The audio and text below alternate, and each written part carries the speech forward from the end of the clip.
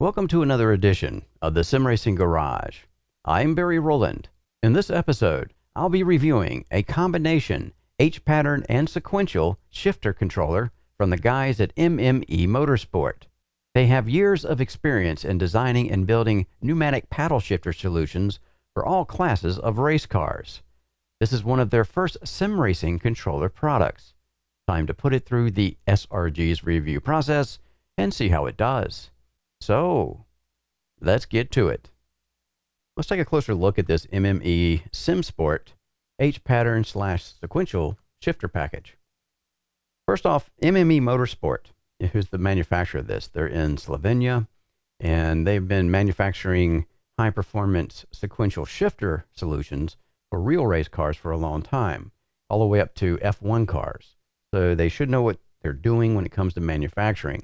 And I think that shows when you take this out of the box. It's very well packaged, by the way. The box itself has a custom foam cutout for this. And yeah, it's one of those things that I like to mention when I see something a little bit better than most things that I get in here at the SRG.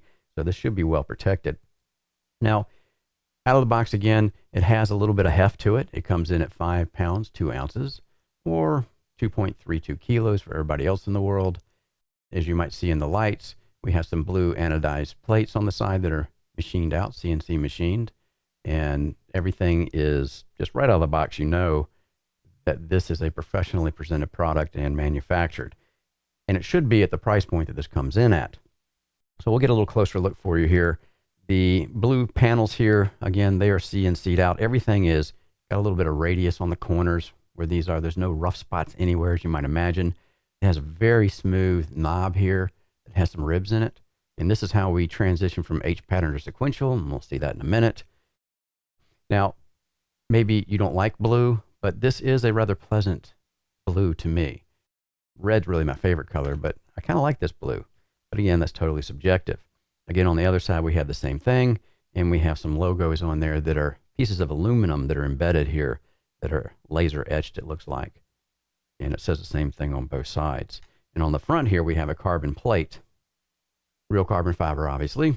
And we have a pattern there for our H pattern. And we have the plate over here showing us our sequential. And it's showing the orientation of these knobs that you see on each side here, where they should be.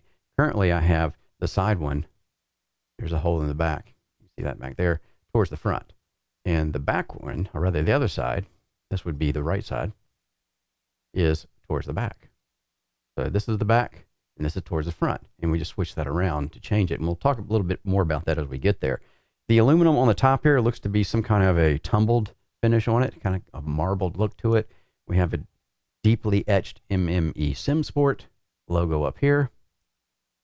The shaft is a solid piece of aluminum, 15 millimeters in diameter, and it has the same kind of finish on it that the rest of the package does. The bottom also has some mounting holes in it, along with a serial number. See it right there. And these are the holes that we're going to mount with on either side. These are M6 holes, and they are at a 90-70 millimeter centers pattern. Already checked that out. We also have obviously the USB cable hanging off of here. It does have, and it's regular USB-A on one end, but it's integrated into the package here on the other side. We have a molded in ferrite core here for EMI mitigation. And yeah, this is acting like a cable gable. You see the screws there. You can almost see a piece of the metal showing through there. It's clamping down on this. And of course, that's a stress release. So if somebody jerks on it, it won't come out. And we'll see more about that once I do the look inside segment. Yeah, everything is just well finished here. Very smooth. No rough edges anywhere at all. And again, at these price points that this is coming in, it's meeting my expectations. I expected it to be like this. Now, the feel is very subjective, number one. Number two, hard to get the real feel for this when it's just sitting on the bench, especially something like this, because it's pretty stiff. That's the H pattern that I'm in right now. So you can see the spring return in the H pattern. It's not very tight this way, but when you engage the gear, it definitely has some pressure to put it in, which I like in a shifter. I don't want something real easy to push. I want something you can really kind of push on and snap on with authority, and it just feels solid underhand. It gives you good tactile feedback when you're shifting it. Gives you more of the sensation that you would be shifting a real transmission.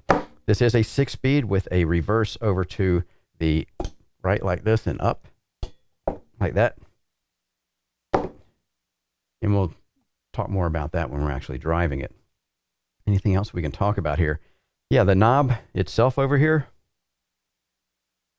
This is a carbon fiber unit. You get 2 of them with your shifter. You get the round one, which would be the H pattern. You get this guy here, which would be the sequential. Very nicely done knobs. And of course, it's the details that really matter when we're talking about products at this price point. And they've done a good job with this very thick fill of epoxy layer on top that's been polished out. And you can see the carbon fiber layup in there. Very nicely done. Might not convey well on the video, but yeah, it just reeks of quality. Very nice feel. Everything's just smooth. Yeah, they know what they're doing, no doubt. And this one is kind of a straight up and down pattern you can see there because it's just laid over this way. I'm not sure how they got it to do that, unless they want it round this way and then put a cap on it. Kind of looks that way to me. They go around this way and then you can go around this way on different pieces. Hard to tell though, but definitely nice looking. Now, the round one is even cooler, I think, because it's got this pattern in it because it's round and the way they lay it up. So you can see that we have a straight down pattern here, and that transitions into this radiused pattern. And again, very pretty, as you might imagine. Under the lights, I'm not sure how well this is looking, but yeah, very well done. And like I said, it's the little touches like this that matter. That is a good looking carbon layup there. And this is a M12 1.25 thread. So if you want to put another knob on it, that's what you go with. Go ahead and put this back on. By the way, the USB cable itself comes in at 56 inches or 1430 millimeters. Should be plenty long to connect my rig, which usually I need longer cables to reach where my USB hub is or the computer, whichever one that I'm attaching it to. So yeah, we also have mounting. I meant to say that we also have mounting holes on the back here where this other piece of carbon is. So if you want to mount something up to flat, whatever it is, and then screw in from the back, you can do that also. Or you can use the bracket that comes with it. And this bracket does come with it. Again, very nicely done, just like the shifter. It's very smooth everywhere, no rough edges. Everything's just radiused on the edges. So yeah, very well done. You can see we have some counter sunk holes here for them on this part of the plate. Go to the back and there are none. And that is for being able to mount the shifter, obviously. If I wanted to mount this, and this is how I'm going to mount it, I think, like this, and it gives me holes on the side of the shifter on both sides. These holes stick out far enough from the housing that I can get bolts in here, attach the T-nuts, and then attach it to my profile. Or we can attach it up here. Now, if you attach it up here, I believe that's what the cutout's for, so it doesn't interfere with the USB. Let me flip this around so I can see where the holes are lining up. Right there, yeah. So the holes are lining up there for the, you can see how that indentation, I've got it kind of off center here, but is missing the cable. So that's what that's for. Now, if it's on the bottom, you can go either way. Put it on the bottom here. The holes lined up. Should they be right there? All right. So you can see how much of the flange is sticking out there. I'm going to try to show you that. So the holes on the sides aren't going to interfere with the actual case. If I can get this straight. Very slick. Like I said, it's very smooth, which translates to very slick.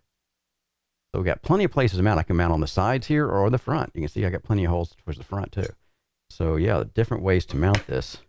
Nice bracket, and I like the way it comes with it. But again, at the price point, you would expect these kind of things to be included. Now, you do get some hardware. I'm going to talk about those countersunk holes. We have some flat head M6 bolts here that will fit in those holes like that. Right? Because we're going to be mounting it like this. We don't want the heads of the bolts interfering with whatever's going around underneath or across underneath. I'm going to have a couple of pieces of profile crossing where I'm going to actually bolt the sides to. At least that's what I think I'm going to be doing. And yeah, you don't want these flat heads hitting the profile because it wouldn't be very even, would it? When you're on this thing and shifting hard, you don't want it wobbling around on a bolt head. All right. And we also get some M6 bolts here. We get 4 of these socket head cap units, stainless steel, and that is for mounting purposes, we don't get any T-nuts. Obviously, they're not going to know how you're going to be mounting this, so no T-nuts for this. And we do get a guide that tells us all about the shifter. And it talks about mounting, what we just talked about.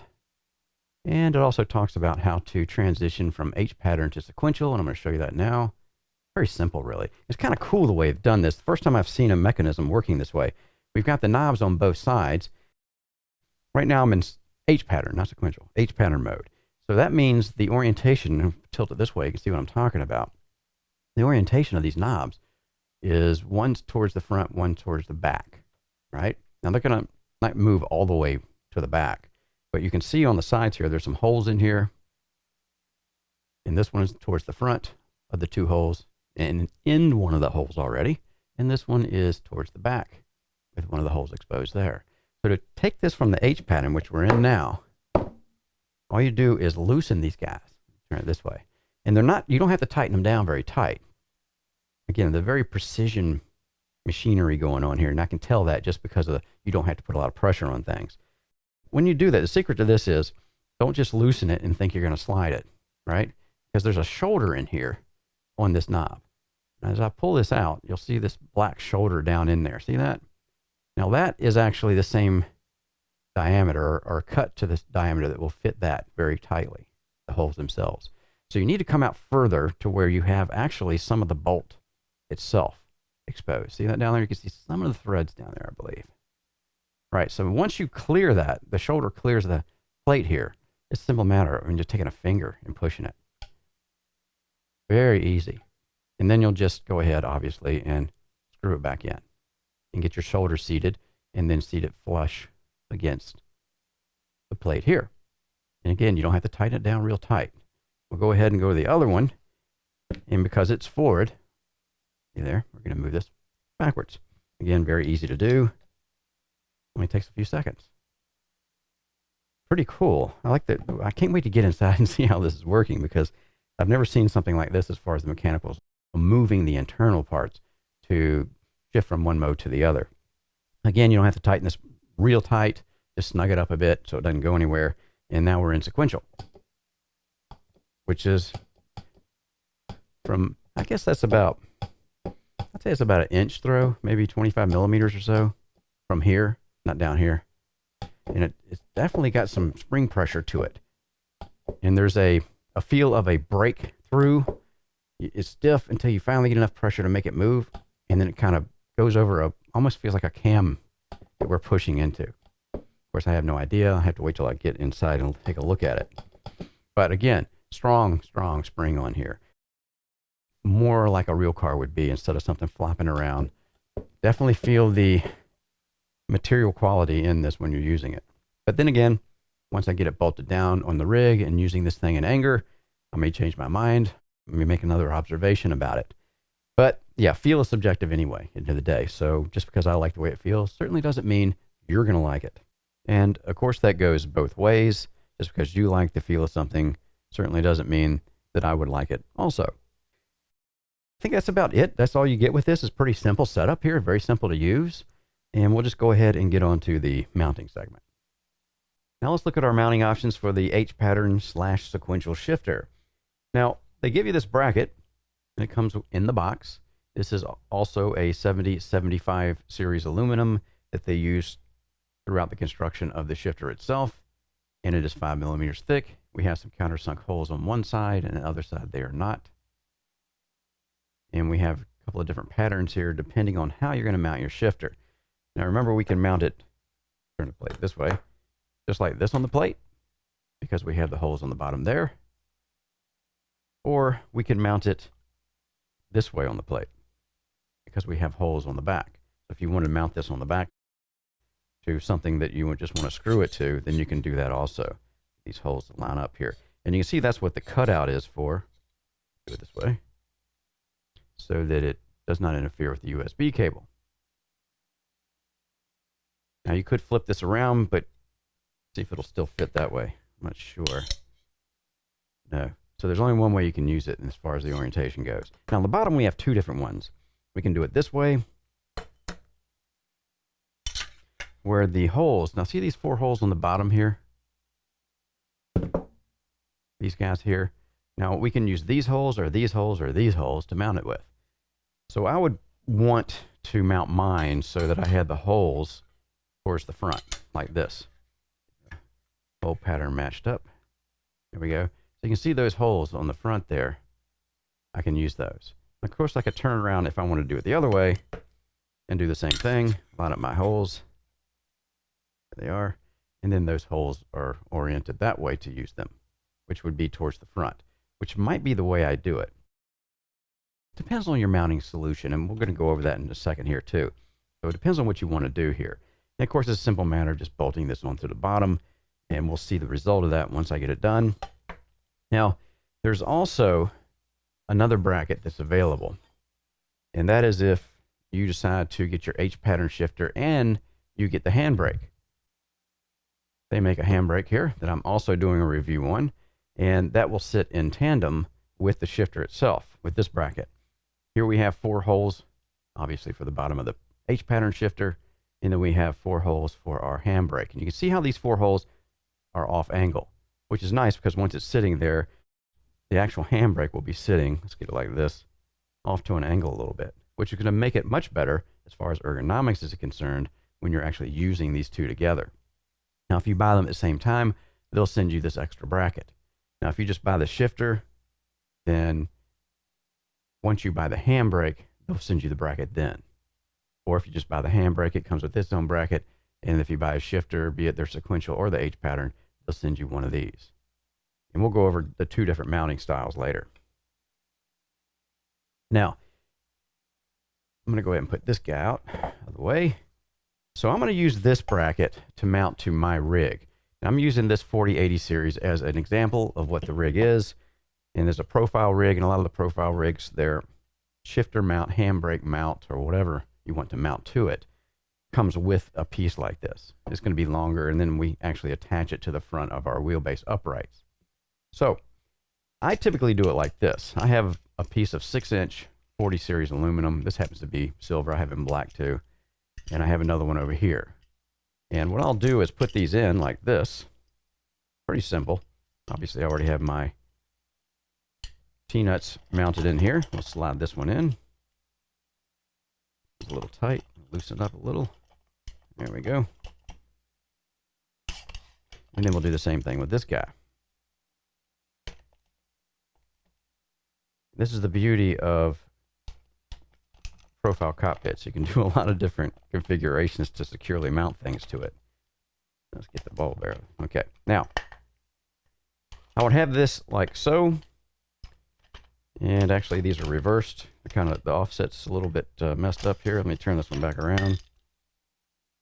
Now, when I had this on my rig, I have an offset so you can adjust the width as far as where you're sitting and where your hand is on these either way. Just by loosening up the bolt here and the bolt over here, we can slide this piece. So I can orient it this way, I can go this way, so you can see it's a very good way to mount something. Now, let's see if this will fit. And it looks like it will. I can stretch this out a little bit. All right. So the holes that I'm going to be using to mount would be here, here. And I could actually do 4 across the front if I wanted to. I think 2 is going to be enough. So that's how I would mount it. Then, of course, this would be already mounted this way. And it would be flipped around this way because our countersunk holes will be on the bottom. And the reason we use the countersunk holes and the flat screws is so it won't interfere with anything once I lay it flat down like this. This will be sitting up here like this. And once I bolt everything together, it's going to be very secure. Now, I could, it's out of the way. And if I mount this permanently and I never have to take it off again, or I'm not going to take it off very often, which never happens here at the SRG because I'm always moving things around, I would actually add another corner bracket, one of these, under here. And the reason I would do that is because of the way you have to mount profile, this corner bracket, you can see how it's sitting flush here, but on the bottom of the same corner bracket, I have some anti-twist tabs there that I broke off so that it would sit flat against this 40 series profile, or any profile. You'd have to do the same thing. If I left them on there, it would sit off and it wouldn't sit flush. We wouldn't have as much surface contact area against the profile. So that also, though, can cause, if you're really hard on your controls, which I tend to be, to, even though it's tightened down very nicely and you've got it torqued like you think it should be, there is a possibility of it moving a little bit because we don't have the anti-rotation pieces here to help us. So I would just put another piece of, or another corner bracket rather, on one side or the other here, and leave the anti-twist tabs in here, pop them off so it can sit flush against the profile here, and then that would keep any kind of twisting motion, just eliminate it basically. I mean, it just wouldn't have a chance to do it because I'm tied it down by doing that. If I was going to mount something I wasn't going to move for long periods of time, I'd go ahead and put another bracket on there. All right, so this is a solution I'm going to use for using the shifter by itself. And what I'm going to do is go ahead and get this all put together. Obviously, I'll be putting these on the bracket that's already over, or rather the 4080 series piece that's already over there on my cockpit. And I'll be sliding these on there. And of course, we'll do what we did here. Now, before I do that, I will show you how this goes on the bottom and how I'm going to use it. I'm going to go ahead and put these holes in the front. What I'm going to do is kind of put this like here. I'm going to take my stainless steel flathead screws that we saw before, the M6, and I'll take a 4mm wrench that I have here. And I'll just kind of preload it a little bit. Not a little bit, but stick it through. That's what I usually do, is stick it through here. And I believe I'm on the outside holes. Let's see what that looks like. Yes. And then I'll just go ahead and take one, and I can look straight down here as I'm putting it on to make sure my threads line up. And one thing I can tell you about this, if I don't keep dropping the wrench, is this is very good machining on all the parts on this shifter. And of course the bracketry, everything just comes together.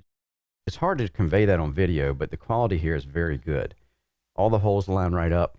I can just put these 2 bolts in here like this, and you can see how easy they're going in. There's no forcing it through threads that have anodization on them or too much powder coat, things like that. I don't have to chase the threads with a tap. Sometimes you have to do that, but this just lines up perfectly. Now, some brackets I would have to leave very loose. In other words, I would leave the screw way out because I have to jiggle it around to get the holes to line up. But this one, as you can see, I can put the flathead pieces all the way down and everything still lines up perfectly. And that's just good quality control in the production process. These guys definitely know what they're doing, and they do take care, because it's easy to, you know, just have it off a, you know, 0.5 millimeter or something like that, the centers, and that's okay because it'll still work, or, you know, a few hundredths off if you're in the imperial measurements. And I'll go ahead and torque these down with a regular type of wrench before I set it down and have it fully mounted. But there it is.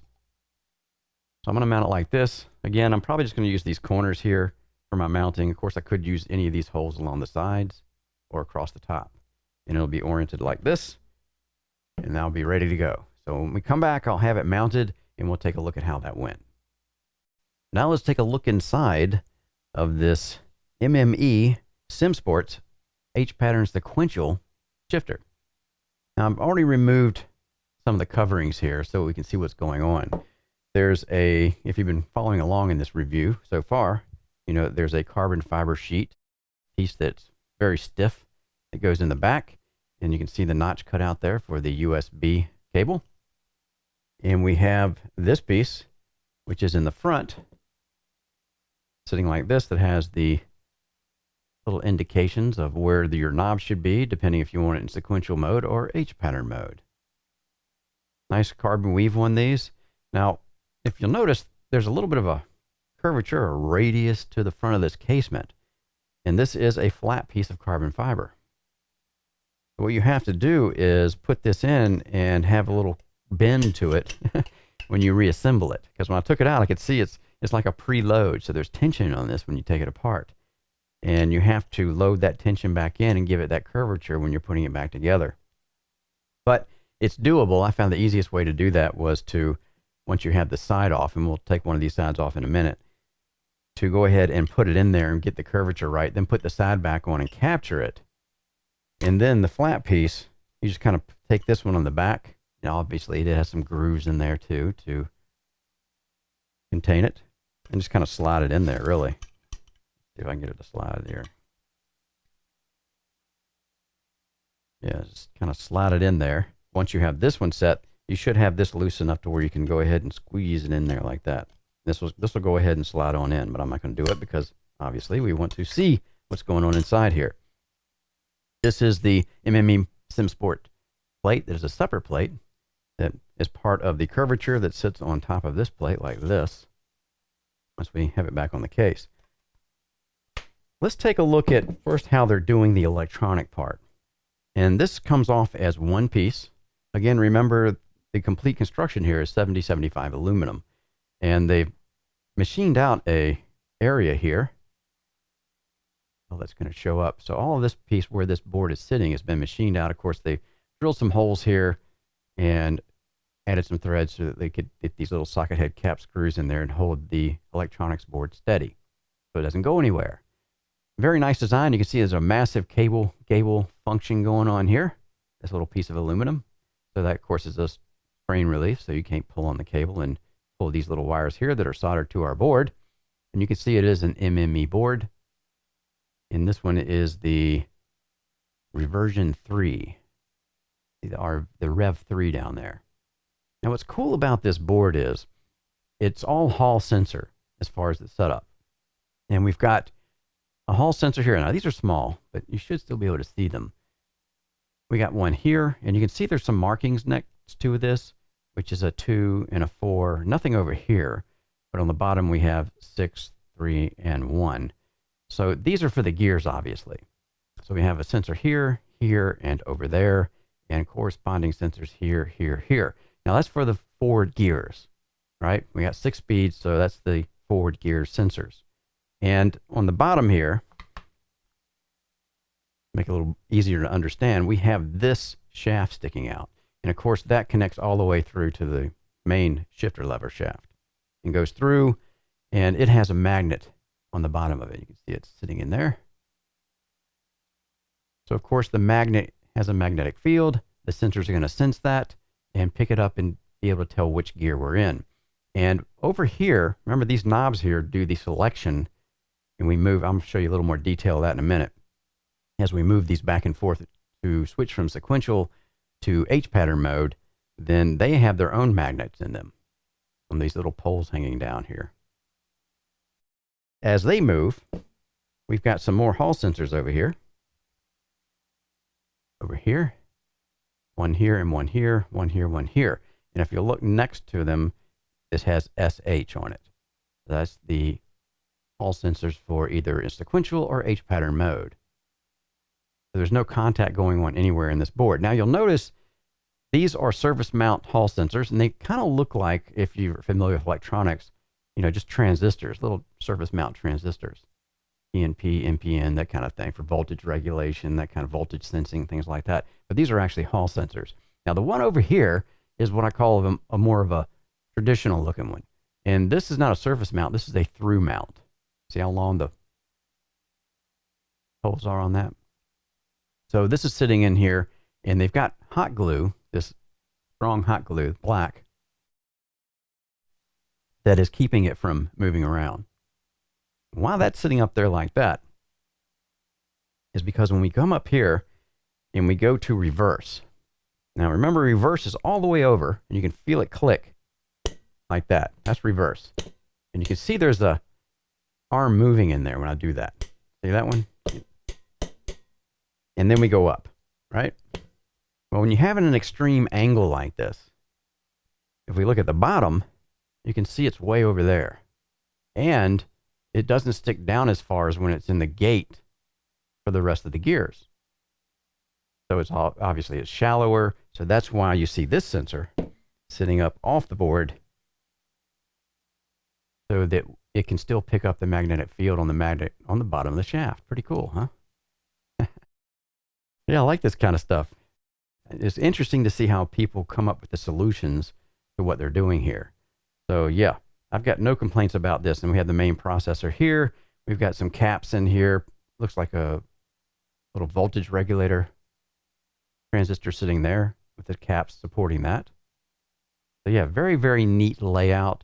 The kind of thing you expect, again, when you see a component or a control at these kind of price points. Just expertly done everywhere you look. All right, so much for the electronics. Now that we understand what's going on the bottom with the magnets and how the sensors are picking them up, let's go ahead and get this thing out of reverse. All right. Now, I'm going to put it back in reverse and give you a close-up of what's going on for that gear, and then we'll look at the other ones.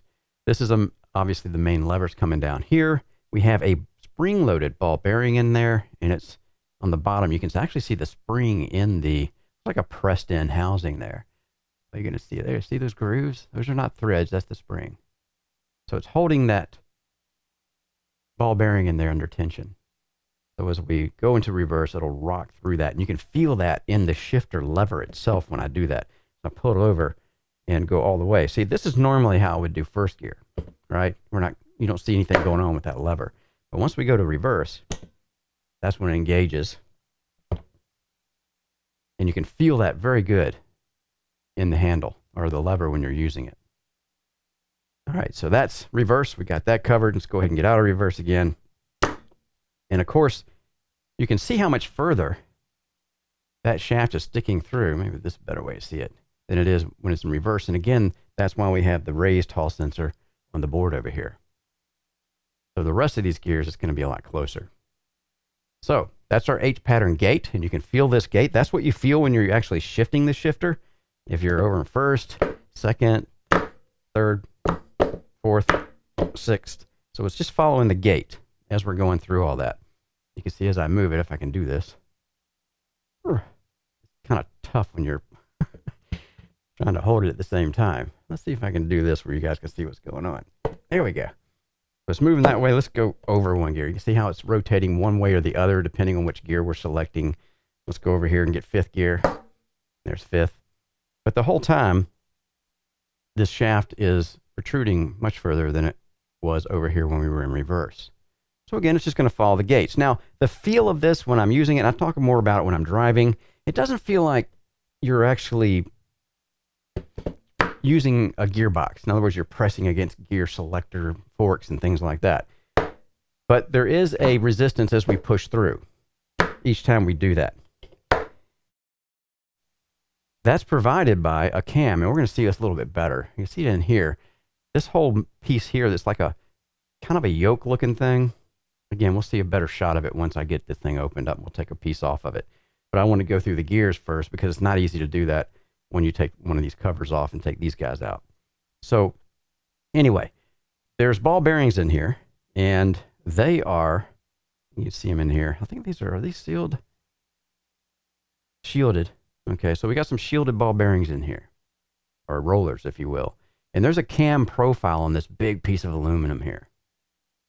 So that bearing is riding along that profile, and that's what's giving us the feel of pushing through the gear or the gate and pushing through into the gear. So that's the initial resistance that we overcome as we're putting it into gear. That cam profile provides that. And we've got a bearing on both sides riding on this big yoke piece of 7075 aluminum. So I like the design there. And of course, this spring is providing the resistance because as we go into gear, the cam will go up over this notch that we'll see a little bit better once I get the side off. And as it's doing that, it compresses the spring down here on the bottom. So there's where our resistance or how much pressure we feel when we're actually going from one gear to the next. So I'm in a gear now. So that's that spring. We compress it when we go into the gear. And you can feel that compression as you're putting it in gear. But then it's a solid stop after that. So when you're using this and it's securely attached to your cockpit, and I was using this, I could feel that it was a nice, stark stop. There was no flex. There was no sense of weakness or mushiness on these stops as you're going through this gate. It was very solid feeling. Again, didn't feel like I was manipulating a real gearbox. But yeah, there's only one shifter I've ever used that it actually feels like that, and it's basically is a gearbox without the gears in it.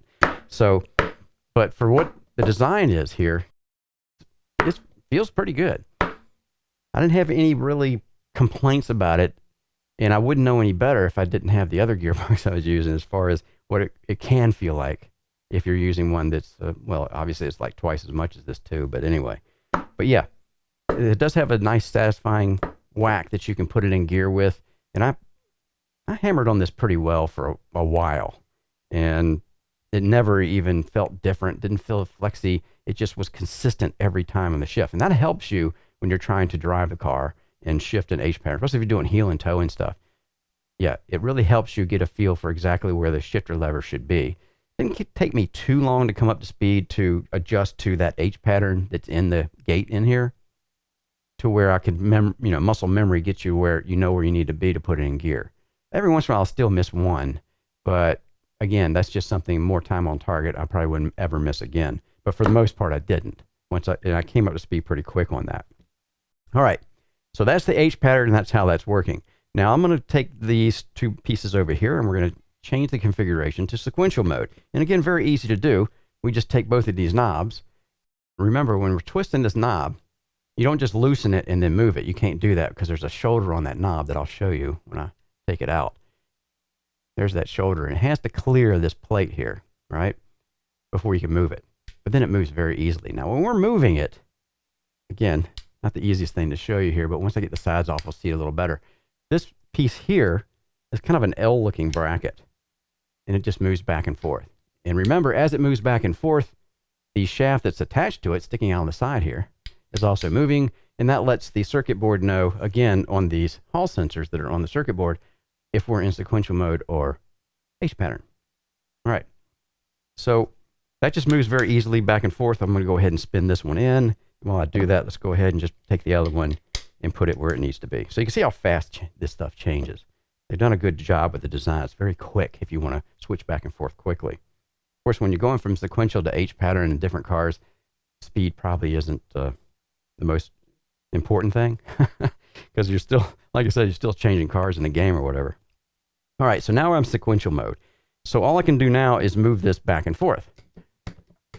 And it's doing the same. You can feel some pressure, some spring pressure on this, but again, it doesn't really feel like I'm manipulating a selector shaft, say, on a sequential gearbox. You ever seen the selector shaft that runs across the top and you're turning it by either an air, pneumatic actuator, electric, whatever the case may be. You're just using switches. And that's what this feels like if you were in that kind of a sequential transmission. So it doesn't go very far. Of course, up here it goes further than it does down there. But it does have a good tension to it, and it's easy to smack around when you're using it. And again, I thrashed pretty hard on it in sequential mode too, and it never really, complained. Now, I'm going to try to show you sequential mode here on the bottom, by the way. And the same thing has happened as far as when it's in H pattern mode. Those bearings down in there are still riding across that cam profile that we're going to see better once I take a side off. I keep telling you I'm going to do that, but I will. So it's still riding across the cam. It's still using the same spring down here for the tension that you feel. But again, the stroke is limited by the stops themselves down here. And yeah, so pretty clever design from what I can see so far. And you can't really see it moving that way, but you can see it moving this way. All right, now, as I promised, I'm going to pull a side off of this so we can take a look at it. I'm going to go ahead and pull these knobs out too, so we can take a look at those. And this is the shoulder I was talking about. That little transition right here. And this is like some kind of a plastic, feels like bushing on here. It keeps things quiet. And you can see that it steps up here. So we have to get this part clear of the side plate before we can move it back and forth. Pretty simple. And it is a nice aluminum piece, by the way. I mean, all the attention to detail here is very good, as we've discussed so far. And again, at these price points, you would expect that. And the fact that these guys are making pneumatic sequential shifting solutions for a lot of different race car classes, kind of bears it out too. Right. Let's go ahead and pull this off. Let's see what's sound. I'm going to pull this one off. I guess it really doesn't matter at the end of the day, and this is a 4mm wrench that's going on here to get these out. Go ahead and spin these out real quick.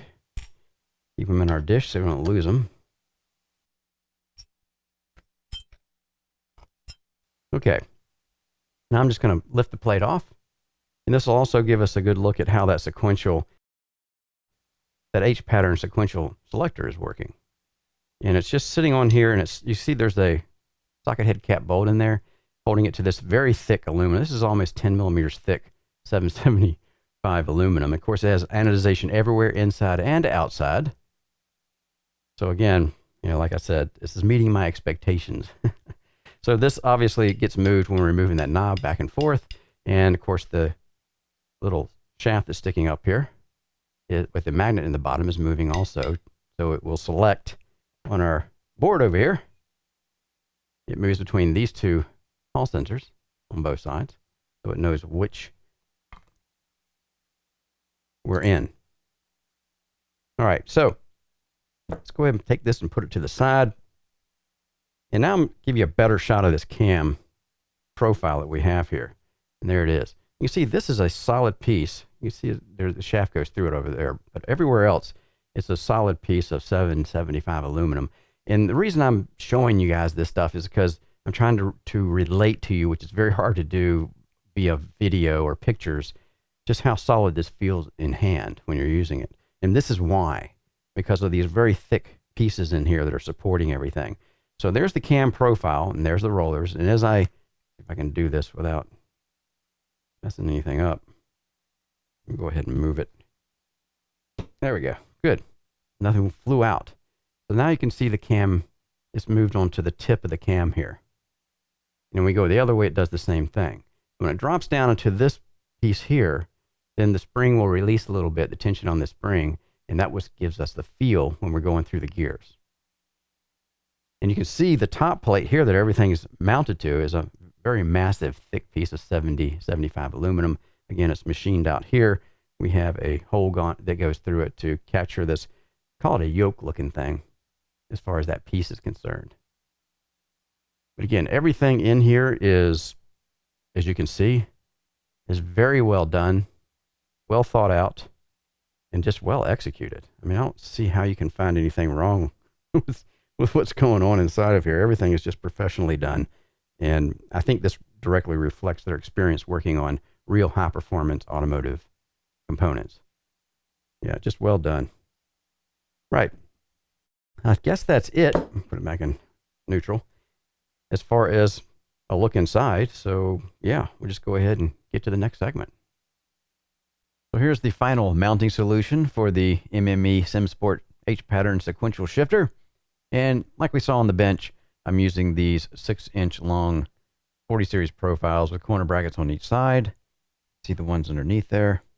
And we just had enough room so we could use 2 on the inside. And we have one over here, of course. My M6 bolts are securely attached to their T-nuts on either side. I did have to move my seat over a little bit to the left, and that's easy enough just by adjusting. You can see the seat rails there and the corner brackets. So corner bracket there, corner bracket up here, and just slide it over just a little bit to clear the shifter to where I wanted it to be. So yeah, everything is mounted nice and secure now. It's as stiff as it's going to get as far as mounting it to this profile rig. And yeah, the stops feel good when you're using the shifter. And I plan on being pretty hard on this. I want to bang it around. Something else fell off. I'm hitting around so hard. So yeah, I think this is going to be fine. But we won't know until we actually get in and start driving it. And that's what we'll do next. We're at Sebring and iRacing in the Lotus 79 for some heel and toe exercises. Now, what I like to do with a shifter is go through the gears as hard as I can while I'm pushing on the shifter lever, just to get a feel for what the stops feel like and how solid it feels when it makes contact against the stop. And I can say right out of the box, this thing is, you can hammer on this pretty good with high confidence that you're not causing any kind of stress to it. It's really a solid build. You can flail away on this thing, and I did for a long time and continue to do. I'm still using it. So it's something that I don't have any fear that's going to break on me like other shifters that I've used, H-pattern specifically, that I've used in the past here at the SRG. It doesn't have the feel like you're actually manipulating a gearbox. It's pretty much just a stroke that you can feel the transition as you come through the center and then go from one gear into the next. When you go through that center transition, you can feel some pressure as you're pushing against it to seat it in the gate that's internal to the shifter itself. So it doesn't give you the feel of like if I was, moving a selector, a gear selector. there's only one shifter I've ever used that does that. And this one is close, but it just doesn't have that metallic feel that you're actually manipulating something within the gearbox. The gears are easy to find. Didn't have any problem coming up to speed with this H pattern that's on here. Again, an H pattern is an H pattern, but different feels and different shifters sometimes cause me to have to use them a little bit more without missing shifts. And I still miss a shift from time to time on this.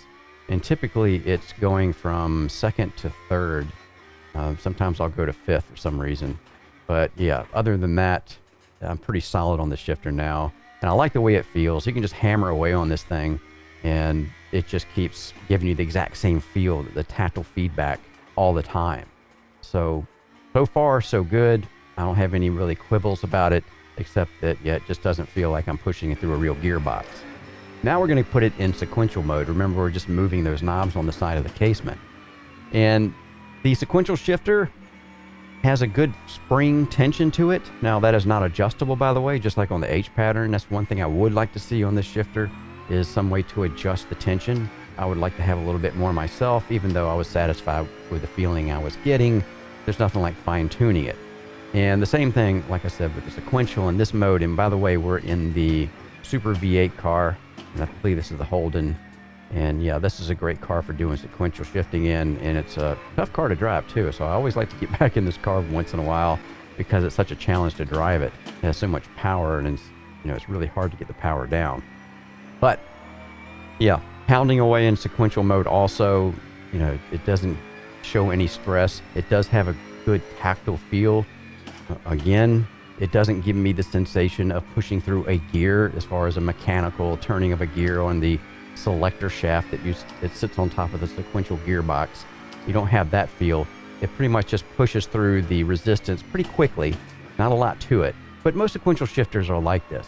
And even in real cars, they're like this these days because they're all pneumatic anyway. All you're really doing is hitting a button inside of the sequential shifter. And the same thing with the paddle shifters on steering wheel, so it's kind of related.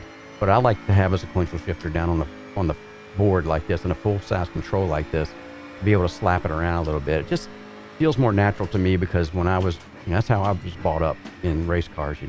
We always had the transmission down on the tunnel, and didn't use too many paddle shifters when I was out there doing it. So again, this thing is built like a tank. It's very solid. I was slapping this thing around for a long time here, and yeah, it just keeps taking it and gives you a nice, secure, tactile feel when you're slapping it around. When it's going in gear, and it's just one of those things that you kind of forget about once you're racing. It just kind of blends in with everything else, and that's what a good control should do, I think. So that's our quick little driving segment here, and we'll just go ahead and get on to the final thoughts.